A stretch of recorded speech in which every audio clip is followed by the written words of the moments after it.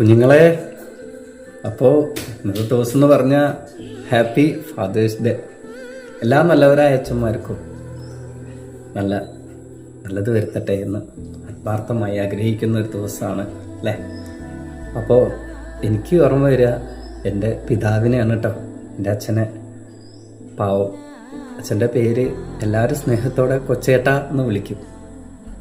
അപ്പോൾ മക്കളെ തല്ലി വളർത്തിയ നാരാവോ ഇല്ലേ എന്ന് ഏറ്റവും കൂടുതൽ അറിയുന്നത് എൻ്റെ അച്ഛനായിരിക്കും. കാരണം മക്കളെ ഏറ്റവും കൂടുതൽ തല്ലി കിട്ടിയിട്ടുള്ള എനിക്കാണ്. അപ്പോൾ നിങ്ങൾ മക്കളെ തല്ലുന്നുണ്ടെങ്കിൽ തല്ലരുത് കേട്ടോ, കാരണം കാര്യമില്ല. അതിന് ഉദാഹരണമാണ് ഞാൻ. ഭയങ്കര കേമനാണ്, വികൃതി തലതെറിച്ചതിന് ഒരു കുറവുമില്ല, ഇപ്പോഴും ഇല്ല കേട്ടോ. അപ്പോൾ എല്ലാവർക്കും, എല്ലാ അച്ഛന്മാർക്കും ഹാപ്പി ഫാദേഴ്സ് ഡേ. എൻ്റെ അച്ഛൻ ദീർഘായുസ്സോടെ ഇരിക്കട്ടെ.